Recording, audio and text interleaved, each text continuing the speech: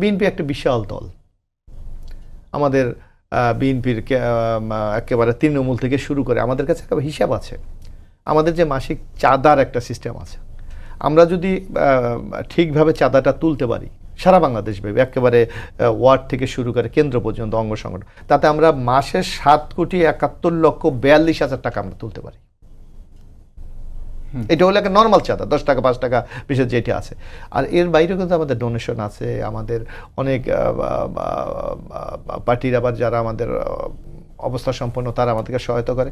সুতরাং অর্থে দিয়ে বিএনপি কিন্তু চাঁদাবাজি এবং বিএনপি কোথা থেকে চাঁদা তোলে এই কথা কিন্তু বলতে পারবে না, কারণ আমরা ছাত্র রাজনীতি করেছি, আমাদের নেতৃবৃন্দের অনুদানের মাধ্যমে কিন্তু আমাদের দল পরিচালিত হয়। এক আর একটু যে কথা বলে যে সংস্কার, আপনি যে কথাটি আজকে বলা হচ্ছে এখানে অ্যাডভোকেট নাসিরের একটু অবগতির জন্য আমি বলছি, আমরা 31 দফা তো দিয়েছি, তারপর দেখবেন এই সরকার আসার পর 6টা কমিশন করেছে, আমরা প্রত্যেকটি কমিশনে কিন্তু আলাদা আলাদা আমরা প্রতিবেদন দিয়েছি।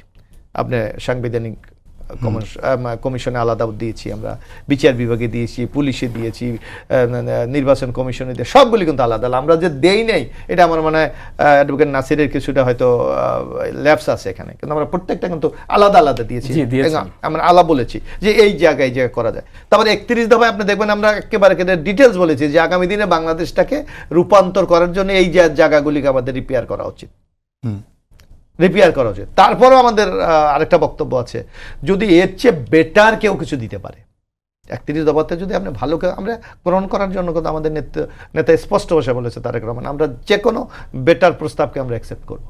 সুতরাং এখানে বিএনপি কিন্তু কোনো রিজিটে নাই, বিএনপি ফ্লেক্সিবল।